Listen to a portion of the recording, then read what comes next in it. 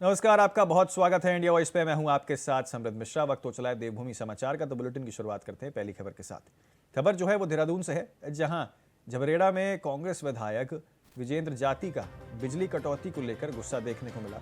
ग्रामीण इलाकों में लगातार हो रही बिजली कटौती से नाराज विधायक ने बिजली विभाग के अधिकारियों के परिसर की लाइन खुद खंभे पर चढ़कर काट दी। बताया गया है कि देहात क्षेत्रों में सुबह सुबह बार बार बिजली गुल हो जाती थी, जिसकी शिकायतें लगातार मिल रही थी। विधायक वीरेंद्र जाति ने पहले बिजली विभाग के अधीक्षक अभियंता से सुधार के लिए 3 दिन का समय दिया था। तय समय सीमा जाने के बाद यहां पर बिजली आपूर्ति दुरुस्त नहीं हुई, जिसके चलते उन्होंने ये विरोध कदम उठाया है। विधायक ने बिजली अधिकारियों के परिसर की तार काटते हुए यहां पर गुस्सा जो है अपना जाहिर किया। हम लोग लगभग 15-20 दिन पहले एससी महोदय से मिलने के लिए आए थे और हमने कहा था कि सुबह सुबह ये जो बिजली की रोस्टिंग आप करते हो, सुबह सुबह बिजली का आप काट देते हो और उस बिजली काटने के परिप्रेक्ष्य में बच्चों को स्कूल जाना है, बच्चों को तैयारी करनी है या लोगों को गर्म पानी चाहिए या लोगों को सुबह की सुविधाएं चाहिए। हमने कहा था कि भाई आप अगर चलो भाई बिजली की कोई किल्लत है, हम भी समझते हैं, तो आप बिजली दोपहर में थोड़ी बहुत देर के लिए काट लीजिए। लेकिन डिपार्टमेंट ने 2-3 दिन 4 दिन के लिए तो बिजली हमारे कहने से ठीक की, उसके बाद फिर स्थिति जस की तस कर दी। और कल तो हमारे क्षेत्र में, मैं खाली झबरेड़ा की बात नहीं करूंगा, कल हमारे क्षेत्र में लगभग 12 घंटे बिजली गायब रही। और रोज का सुबह सुबह का ये हाल है कि रोज सुबह सुबह लाइट गायब हो जाती है। खबर हरिद्वार की रानीपुर से है, जहां महिला से अमानवीय मारपीट का मामला सामने आया है। घर में घुसने के शक में मानसिक रूप से कमजोर महिला को खंबे से बांधकर पीटने का वीडियो सोशल मीडिया पर वायरल हुआ है। वीडियो में सामने आया है कि पुलिस ने त्वरित कार्रवाई की है। पीड़ित की शिकायत पर 5 नामजद के खिलाफ, यहां पर आरोपियों के खिलाफ एक महिला के खिलाफ मामला दर्ज कराया गया। और साथ ही आपको बता दें, पुलिस ने जांच में आरोपियों की पहचान कर दबिश भी दी है और एक महिला समेत 5 आरोपियों को यहां पर गिरफ्तार भी किया गया। आरोप है कि एक महिला को घेर कर मारपीट की गई थी और वीडियो सोशल मीडिया पर वायरल हो गया था। जांच में बच्चियों से जुड़े आरोपों को भी यहां पर पड़ताल की जा रही है। इसी के साथ आपको बता दें कि सभी आरोपियों को कोर्ट में पेश किया गया है। न्यायालय से जमानत मिलने के बाद कानूनी कार्रवाई की जाएगी। किस तरीके से यहां पर जो है मानवता को शर्मसार करने वाली घटना जो है वो सामने निकल के आई, जिसमें महिला से अमानवीय मारपीट की गई थी।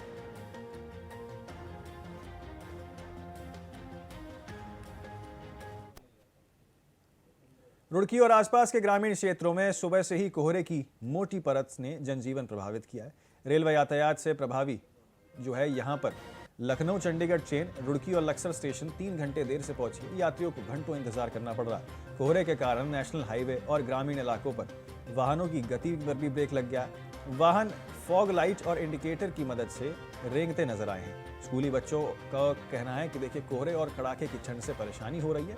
लोगों को आग का सहारा लेकर ठंड से बचना पड़ रहा है। कोहरे के चलते जनजीवन सामान्य से प्रभावित हो गया।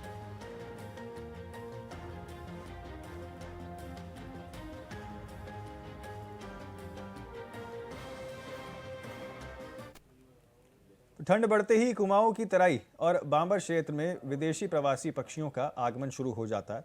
रूस और साइबेरिया में मौसम परिवर्तन के चलते बड़ी संख्या में प्रवासी पक्षी उत्तराखंड के जलाशयों का रुख करते हैं। बेगुल, शारदा, सागर, नानकमत्ता और धौरा जैसे जयशालों में इन दिनों कई खूबसूरत पक्षियों की चहचहाट जो है वो देखने को मिलती है। हालांकि पक्षियों के आने के साथ ही शिकारियों की सक्रियता भी बढ़ जाती है, जिसको लेकर फॉरेस्ट डिपार्टमेंट पूरी तरीके से अलर्ट मोड पर नजर आ रहा है। प्रवासी पक्षियों पर यहां पर सुरक्षा को लेकर ध्यान में रखते हुए इस बार वन विभाग ने आधुनिक इलेक्ट्रिक मोटर बोट की व्यवस्था की है। इन मोटर बोट के जरिए यहां पर जयशलों में तेजी से गश्त की जा रही है, ताकि किसी भी तरह की अवैध शिकार गतिविधि पर तुरंत कार्रवाई की जा सके। फॉरेस्ट विभाग की टीमें लगातार निगरानी कर रही हैं और शिकारियों पर कड़ी नजर रखी जा रही है, ताकि रूस और साइबेरिया से आई इन विदेशी मेहमानों को सुरक्षित माहौल मिल सके।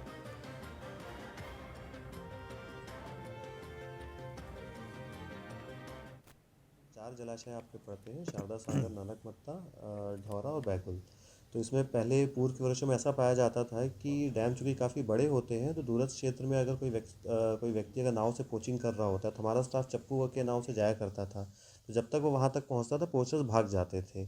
तो उसी को देखते हुए विगत वर्ष हमने मोटर बोट परचेज़ किए। अब जो डैम से मोटर बोट के माध्यम से गश्त हो रही है, तो उसके रिजल्ट्स काफ़ी पॉजिटिव मिले हैं, क्योंकि अब उस क्षेत्रों में कोई भी नाव के माध्यम से या अन्य माध्यम से पोचिंग के लिए व्यक्ति आ नहीं रहे हैं। इसी कड़ी में लगभग 1 माह पूर्व हमने कुछ 5-6 लोग पकड़े भी थे जो पोचिंग करने का प्रयास कर रहे थे। उसके बाद से पोचिंग की घटनाओं में बहुत ही मतलब कमी हुई है, काफ़ी अच्छे इसके रिजल्ट्स मिले हैं। मैक्सिमम आता है, कॉर्मोरेंट आता है, शेल डक आती है आपकी, रूडी शेल डक, देन आपके क्रेन्स वगैरह भी आते हैं। तो मैक्सिमम जो है वैसे आपके रशिया के साइड से भी आते हैं, साइबेरिया से भी आते हैं।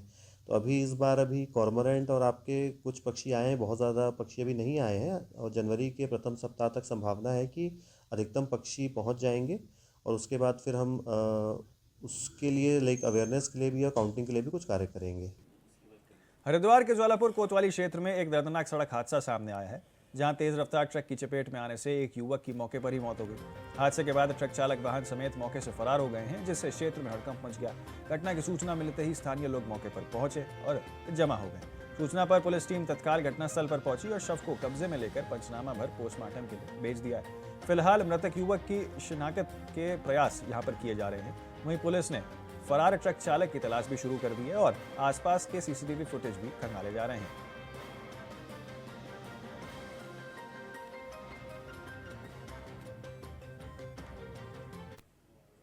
तो देहरादून में अब निजी भूमि पर पेड़ काटने की अनुमति के लिए लोगों को वन विभाग के कार्यालयों के चक्कर नहीं लगाने पड़ेंगे। इसके लिए वन विभाग ने अपूर्णी पोर्टल के माध्यम से ऑनलाइन आवेदन की सुविधा शुरू कर दी है। इस नए व्यवस्था के तहत इच्छुक आवेदक घर बैठे ही पेड़ काटने की अनुमति के लिए आवेदन कर सकेंगे। विभाग ने इस सुविधा की जानकारी आमजन तक पहुंचाने के लिए प्रचार प्रसार भी शुरू कर दिया। ऑनलाइन आवेदन करते समय आवेदकों को पेड़ से संबंधित सभी आवश्यक दस्तावेज पोर्टल पर अपलोड करने होंगे। आवेदन की जांच के बाद 3 दिनों के भीतर पेड़ काटने की अनुमति प्रदान की जाएगी। इसके साथ ही पेड़ काटने के बदले नए पौधे लगाने के लिए निर्धारित राशि भी ऑनलाइन माध्यम से की जा सकेगी जमा, जिससे प्रक्रिया पूरी तरीके से पारदर्शी और सरल हो सकेगी।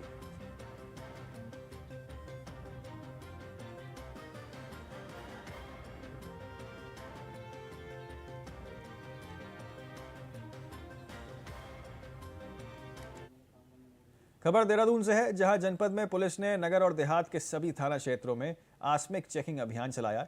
इस अभियान का नेतृत्व क्षेत्राधिकारी ने किया और पुलिस की अलग अलग टीमों ने सभी सीमावर्ती चेक पोस्ट, आंतरिक मार्गों और भीड़-भाड़ वाले स्थानों पर सघन चेकिंग अभियान की है। पुलिस ने जनपद में प्रवेश करने वाले व्यक्तियों और वाहनों की जांच की है।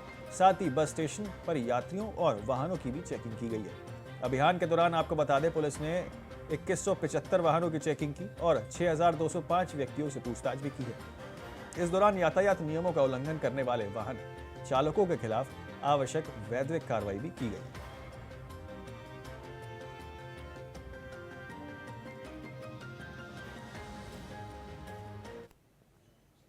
फिलहाल जो है एक बहुत छोटे से ब्रेक के लिए रुक रहे हैं। आप बने रहें सिर्फ इंडिया वॉइस के साथ, कहीं ना जाएं, जल्द लौटेंगे। ब्रेक के बाद जो है फिर एक बार आपका स्वागत है। आगे बढ़ते हैं बाकी खबरों की ओर। अगली खबर जो है वो अल्मोड़ा से है, जहां के रानीखेत स्थित झूला देवी मंदिर में सीएम धामी ने संपूर्ण विधि विधान से पूजा अर्चना की। इस अवसर पर उन्होंने आदिशक्ति मां भगवती से प्रदेशवासियों की सुख समृद्धि और राज्य की उन्नति की प्रार्थना की है। रानीखेत में बीजेपी पदाधिकारियों, कार्यकर्ताओं और पूर्व सैनिकों और प्रबुद्ध जनों से मुलाकात के दौरान मुख्यमंत्री ने क्षेत्र में चल रहे विकास कार्यों और जल कल्याणकालीन योजनाओं पर भी चर्चा की है। उन्होंने जनता की समस्याएं सुनी है और संबंधित अधिकारियों को उनके समाधान के लिए निर्देश भी दिए हैं। इस दौरान केंद्रीय राज्य मंत्री अजय टमटा भी उपस्थित रहे।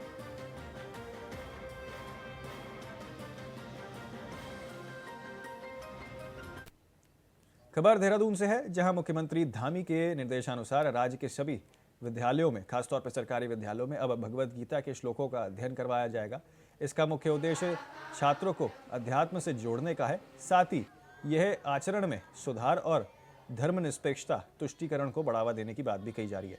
इसी के आपको बता दें कि इस दृष्टिकोण से काफ़ी ज़्यादा महत्व माना जा रहा है। राज्यसभा सांसद नरेश बंसल ने इस पहल की प्रशंसा करते हुए कहा कि ये आने वाली पीढ़ी को सांस्कृतिक तरीकों से जोड़ेगा और एक बहुत ज़्यादा महत्वपूर्ण कदम इसे बताया है। उन्होंने बताया कि दुनिया भर के अधिकांश देश अपनी भाषाओं में श्रीमद् भगवद गीता का अध्ययन कर रहे हैं और ये चरित्र निर्माण के लिए अत्यंत आवश्यक है।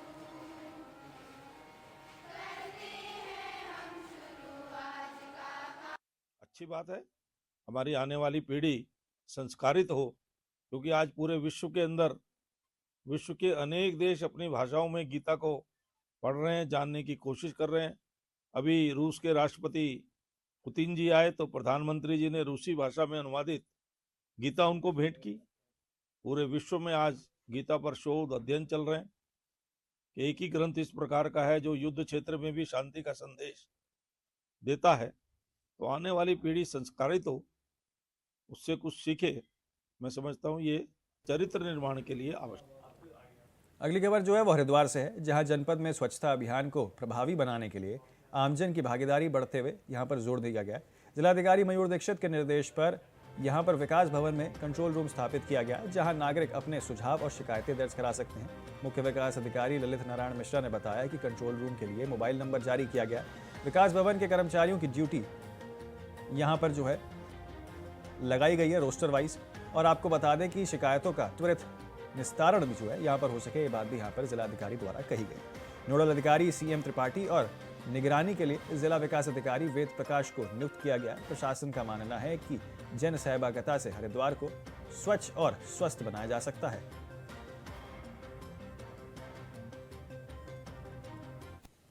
स्थापित किया गया जहाँ पे कोई भी नागरिक अगर उसको कहीं आसपास कहीं गंदगी मिलती है या सफाई व्यवस्था में और उसको बेहतर करने का कोई सुझाव है तो उस नंबर पे नोट करा सकता है, जिस पर हम उसी दिन एक्शन भी लेंगे। इसके अतिरिक्त सभी डिपार्टमेंट के अधिकारी अपने अपने जो उनके ऑफिसेज हैं, बिल्डिंग्स हैं, रास्ते हैं, वहाँ पर सफाई अभियान लोगों को जोड़ते हुए चला रहे हैं। देहरादून में राज्य सूचना आयुक्त योगेश भट्ट का 3 वर्ष का कार्यकाल पूर्ण हो गया है। उन्होंने 21 दिसंबर 2022 को पदभार ग्रहण किया था। अपने कार्यकाल के दौरान उन्होंने सूचना का अधिकार अधिनियम के प्रभावी क्रियान्वयन पर विशेष जोर दिया था, जिससे शासन प्रशासन में पारदर्शिता और जवाबदेही को मजबूती मिली है। इस अवधि में आपको बता दें कि आयोग के समक्ष कुल 1480 अपीलें और शिकायतें निस्तारित की गई हैं, जबकि करीब 3050 मामलों की सुनवाई भी की गई है। योगेश भट्ट के कार्यकाल के दौरान आपको बता दें कई महत्वपूर्ण और जनहित से जुड़े मुद्दों का यहाँ पर खुलासा भी हुआ है। निजी विश्वविद्यालयों में उत्तर पुस्तकालयों के मूल्यांकन में अनियमितताएं, फर्जी प्रमाण पत्र, सरकारी अभिलेखी में गुम होना, मृतकों के नाम पर राशन वितरण और निजी अस्पताल द्वारा कूटरचित रिपोर्ट के आधार पर भुगतान लेने जैसे मामलों में कार्रवाई के निर्देश यहाँ पर दिए गए।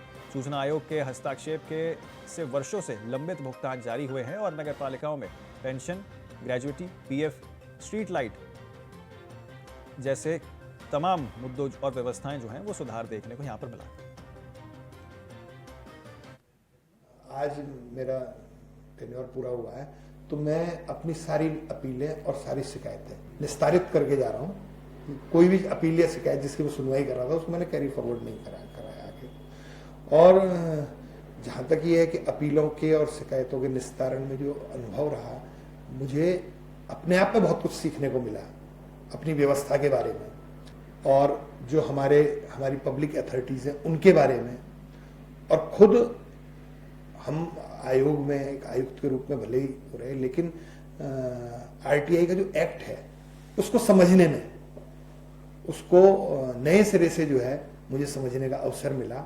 और जिसमें मुझे लगा कि RTI को माना जाता है कि सिर्फ गुड गवर्नेंस के लिए या ट्रांसपेरेंसी के लिए है, इससे आगे भी मुझे लगता है कि RTI के प्रति अगर संवेदनशील हुआ जाए, जिम्मेदार हुआ जाए, जवाबदेह हुआ जाए और इसको एक कल्चर के तौर पे लिया जाए तो RTI एक आम व्यक्ति को सेंस ऑफ सिक्योरिटी देता है, मतलब डेमोक्रेसी को तो मजबूत करता ही है। और निसंदेह जब आम व्यक्ति अपने आप को सुरक्षित महसूस करेगा तो कहीं ना कहीं जो है हमारा जो लोकतंत्र है वो मजबूत होगा। और मैंने इस दौरान अपने कार्यकाल के दौरान समझा कई सारी अपीलों में लोगों को रिलीफ मिला और यहाँ तक हो रहा कि जो एक न्यायिक प्रक्रिया में है, जिनको राहत नहीं मिल सकती है या जो लोग नहीं जा सकते हैं, एक RTI के आवेदन से 10 रुपये के RTI के आवेदन से उन्हें समाधान प्राप्त हुआ है। तो ये भी एक बड़ी राहत की बात है। उत्तराखंड के चर्चित अंकिता भंडारी हत्याकांड के राज अब फिर से सुलगने लगे हैं। आपको बता दें बीजेपी के पूर्व विधायक सुरेश राठौर की तथाकथित पत्नी अभिनेत्री उर्मिला सनावर ने इस हत्याकांड को लेकर बीजेपी के प्रदेश प्रभारी दुष्यंत गौतम पर गंभीर आरोप लगा दिए हैं। उर्मिला सनावर का कहना है कि बीजेपी के नेताओं की वजह से अंकिता भंडारी की जान गई है। उन्होंने इस मामले में पार्टी नेताओं की संलिप्तता की ओर इशारा करते हुए न्याय की मांग की है। उर्मिला का आरोप है कि राजनीतिक दबाव और नेताओं की संलिप्तता के चलते इस हत्याकांड की सही तरीके से जांच नहीं हो पाई है। बताओ ना सुरेश राठौर, तेरी वो रिकॉर्डिंग भी वायरल करूं क्या? वो गट्टू है, वो गट्टू को देने से मना कर दिया था अंकिता ने उस रात, इसलिए उसकी हत्या होगी अंकिता की। मैं नहीं जानती कौन अंकिता, मैं नहीं जानती कौन अंकिता भंडारी, लेकिन मेरे पास वो सारी रिकॉर्डिंग है उस रात कौन जा रहा था। उत्तराखंड से हो सकता है ये मेरे फोन तोड़वा दे, हो सकता है ये मुझे मरवा दे मेरी लोकेशन निकलवा के, जैसे ना। आगे बढ़ते हैं अगली खबर की ओर। देहरादून में सोशल मीडिया के दौर से पूर्व मुख्यमंत्री हरीश रावत का एक वीडियो तेजी से वायरल हो रहा है। इस वीडियो को लेकर हरीश रावत ने सीधे तौर पर बीजेपी संगठन को जिम्मेदार ठहराया है। उन्होंने कहा कि अगर बीजेपी ने इस वीडियो को जल्द ही नहीं हटाया और उसे सार्वजनिक रूप से माफी नहीं मांगी तो वह बीजेपी कार्यालय के बाहर धरना देने के लिए मजबूर होंगे। वहीं हरीश रावत की इस चेतावनी पर कैबिनेट मंत्री सुबोध उनियाल ने पलटवार किया है। उन्होंने कहा कि हरीश रावत को धरना देने का बहुत शौक है और धरने के बाद वे क्या करते हैं ये सबको पता है। सुबोध उनियाल ने तंज कसते हुए कहा कि हरीश रावत को धरना प्रदर्शन छोड़कर कांग्रेस संगठनों को मजबूत करने पर ध्यान देना चाहिए। रावत जी को धरने का में बैठने का बड़ा शौक रहा है और धरना करने के बाद वो क्या करते हैं आपको याद होगा, अतिथि शिक्षकों के साथ रात पंडाल में रहे और मुख्यमंत्री बनने के बाद अतिथि शिक्षकों को भूल गए। तो ये गीदड़ धमकियां से डरने वाली नहीं है बीजेपी। आपकी प्रासंगिकता ही खत्म हो गई आपके खिलाफ। अब क्या किसी को कुछ करना है? आपके खिलाफ तो आप ही के लोग षड्यंत्र कर रहे हैं, उनसे निपटिए तो बाद में भारतीय जनता पार्टी की बात करना। आगे बढ़ते हैं अगली खबर की ओर। उत्तराखंड बेरोजगार संघ ने अपनी मांगों को लेकर सचिवालय कूच किया है और आउटसोर्स और बैकडोर भर्ती की प्रक्रिया को बंद करने की मांग यहां पर उठाई है। संघ के अध्यक्ष राम कांडवाल का कहना रहा कि विभागों में आउटसोर्स और बैरिकेड भर्ती के चलते बेरोजगार युवा नौकरी के चलते दूर दूर यहां पर भटक रहे हैं। उन्होंने आरोप लगाया कि नेता अपने जान पहचान वाले लोगों को भर्ती करवा रहे हैं जबकि आयोग के माध्यम से भर्ती नहीं हो रही है। कांडवाल का कहना रहा कि राज्य में 10 लाख युवा बेरोजगार हैं और सरकार को जल्द इस मुद्दे पर कार्रवाई करनी चाहिए। उन्होंने चेतावनी दी है कि अगर सरकार ने जल्द कदम नहीं उठाए तो उग्र आंदोलन भी किया जाएगा। चाह रहे थे कि इस प्रदेश में जो भर्तियां हो रही हैं, आप भी देख रहे हैं, भर्तियां जो हो रही हैं वो आउटसोर्स के माध्यम से हो रही हैं, बैकडोर के माध्यम से हो रही हैं, नेताओं के आशीर्वाद से हो रही हैं, आपका जो है संविदा के माध्यम से हो रही हैं। और जब ये लोग लगते हैं उसके बाद 5 से 7 साल बाद कहते हैं कि भाई हमें भर्ती कर दो, हमें जो है परमानेंट 4200 ग्रेड में भर्ती कर दो, हमें जो है 3200 ग्रेड में भर्ती कर दो। अगर आप जो है नियमितीकरण कर देते हो तो ये जो बच्चे आज यहाँ पर आ रखे हैं, वो जो बच्चे जो आज हल्द्वानी में जो है रैलियां कर रहे हैं, प्रदर्शन कर रहे हैं, जो 10 लाख रजिस्टर्ड बेरोजगार इस प्रदेश में, उन बेरोजगारों का क्या होगा? हमने सरकार से ये भी कहा है कि अगर आप सीधी भर्ती करना चाह रहे हो तो आप आयोगों को बंद कर दो ना, उन पर आप ताला लगा दो और ताला लगा के सारे बेरोजगारों को ये कह दो कि आप उपनल के फॉर्म भरो, आप जो है संविदा के फॉर्म भरो और आप जो है बैकडोर के माध्यम से नेताओं के आशीर्वाद से कह दो कि मुझे लगा दो और फिर 10-10 साल बाद सबको परमानेंट कर दो। तो फिर आयोगों पर इतना पैसा खर्च करने का क्या मतलब है? आज विभागों में अगर भर्तियां रुकी हुई हैं, भर्तियां बंधी हुई हैं, तो सिर्फ और सिर्फ आउटसोर्स, उपनल और बैकडोर, ये जो चीजें हैं इनकी वजह से आज जो है पद नहीं निकल रहे हैं। अगर आप देखेंगे तो मैं आपको एग्जांपल भी देता हूं, आज जेई के पीडब्ल्यूडी विभाग में जेई के 70 से 75 संविदा कर्मचारी ये आज डिमांड कर रहे हैं कि उनको जो है परमानेंट कर दो, उनको जेई में लगा दो। आज जो है उपनल के माध्यम से अगर आप जल संस्थान में देखेंगे तो 100 से 150 वहां पर उपनल कर्मचारी ये कह रहे हैं कि हमें जो है परमानेंट कर दो। तो भाई अगर उनको परमानेंट कर देंगे, जहां पर आधे से ज्यादा यूपी, बिहार, मुरादाबाद यहाँ से ये लोग आए हुए हैं, उनको अगर परमानेंट कर दोगे तो इस राज्य के युवा वो कहाँ जाएगा? असल सवाल ये है, सरकार को चेताना चाहते हैं कि आज तो ये जो आप भीड़ देख रहे होंगे, ये बहुत बड़ी भीड़ है, इसको कमजोर मत समझिए, ये बड़ी भीड़ है और आज सिर्फ झांकी है। कहानी अगर आप अगर सुधार नहीं करोगे तो कहानी अभी बहुत बाकी है। देहरादून में 2027 विधानसभा चुनावों को लेकर राजनीतिक सरगर्मियां तेज हो गई हैं। तमाम नेता अपनी अपनी विधानसभाओं में तैयारियों में जुटे हुए हैं। इसी बीच देहरादून की धर्मपुर विधानसभा सीट हॉट सीट के रूप में उभर रही है। आपको बता दें, जहां सत्ता और विपक्ष दोनों के कई नेताओं की नजर यहां पर टिकी हुई है। उत्तराखंड महिला कांग्रेस की प्रदेश अध्यक्ष ज्योति रौतेला ने भी धर्मपुर विधानसभा से चुनावी ताल ठोक दी है। ज्योति रौतेला का कहना है कि धर्मपुर की जनता भाजपा से परेशान हो गई है। उन्होंने क्षेत्र के मौजूद विधायक और भाजपा के जो विधायक विनोद चमोली हैं उन पर विकास कार्यों की अनदेखी करने का आरोप लगाया है और कहा है कि शहरी क्षेत्र होने के बावजूद सड़कों की हालत खराब है, नालियां नहीं बन रही हैं और सीवर लाइन खुद गई है। उनका आरोप है कि विधायक जनता की समस्याओं को सुनने का काम नहीं कर रहे हैं, इसलिए लोग अब बदलाव चाहते हैं। ज्योति रौतेला ने विश्वास जताया है कि जनता अपने आशीर्वाद से उन्हें विधानसभा तक पहुंचाने का काम करेगी। देखिए, मुझे पूरा विश्वास है कि इस वक्त जो जनता है भाजपा से बहुत परेशान हो चुकी है। जो भाजपा के वहाँ पे 2 बार के विधायक हैं, 2 बार वो मेयर भी रह चुके हैं विनोद चमोली जी। जिस तरीके से आज उस सीट की स्थिति है शहरी क्षेत्र में होने के बावजूद वो कहीं न कहीं बहुत परेशान, वहाँ पे सड़कें टूटी हुई हैं, नालियाँ नहीं हैं, सीवर लाइन्स खुदी हुई हैं और लोगों की बात को नहीं सुनने का काम जो विधायक जी कर रहे हैं। तो मुझे पूरा विश्वास है कि पूरी जनता इस बार बदलाव चाहती है और जनता अपने आशीर्वाद के रूप में मुझे विधानसभा जाने का तो फिलहाल के लिए इस बुलेटिन में मेरे साथ इतना ही। बाकी तमाम खबरों और अपडेट्स के लिए आप बने रहें और देखते रहें सिर्फ इंडिया वॉइस।